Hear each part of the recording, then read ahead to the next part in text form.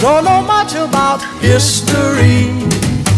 Don't know much biology. Don't know much about a science book. Because, you know, all these people, the whole staff there, signed the pay vouchers with their thumbprints.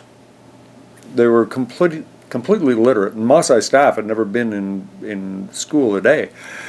But they're bush savvy, and their understanding of cattle and drought stress in cattle and all those sort of things, management sort of things. Their knowledge was geometric multiples of mine. And their bush knowledge, the first time I went into the deep bush of North Maasai, I was a veterinary officer, I'm in charge, I'm the boss. And we come to a nice place and they have a 2-day safari to get to where we were going. So I stop in the evening time at this nice looking place to pitch camp and stop and get out and say, okay, let's pitch camp and go on tomorrow. Maasai staff is kind of standing around on one foot and then the other and looking down, you know. And finally one of them says, you mean you want to camp right here? I said, well, yeah, it's a nice place, good, you know, good high trees, good canopy, nice grass. And he said, Bonnie, you don't want to camp here. This is an elephant trail. You don't camp in the middle of elephant trails.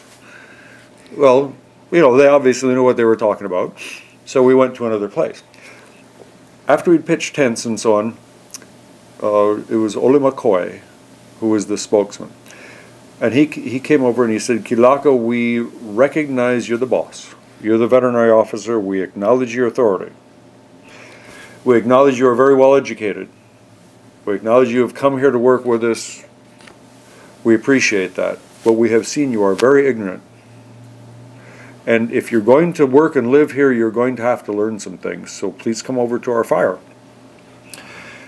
So I go over to the fire, and they taught me how do you identify elephant trails.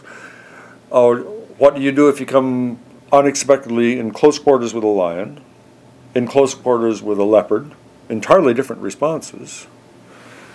What do you do if you're charged by a rhino? How do you know when an elephant is getting dangerous? How do you judge how far a cobra can strike? How do you judge how far a puff adder can strike? You know, all sorts of bush knowledge that I used a large portion of it as the years went by. But I thought it was so charming and so such a good show on their part that they would come over to me and tell me I'm ignorant and then teach me. So between their bush savvy and, you know, cattle knowledge and my technical knowledge, we made a heck of a team. History, biology, science book.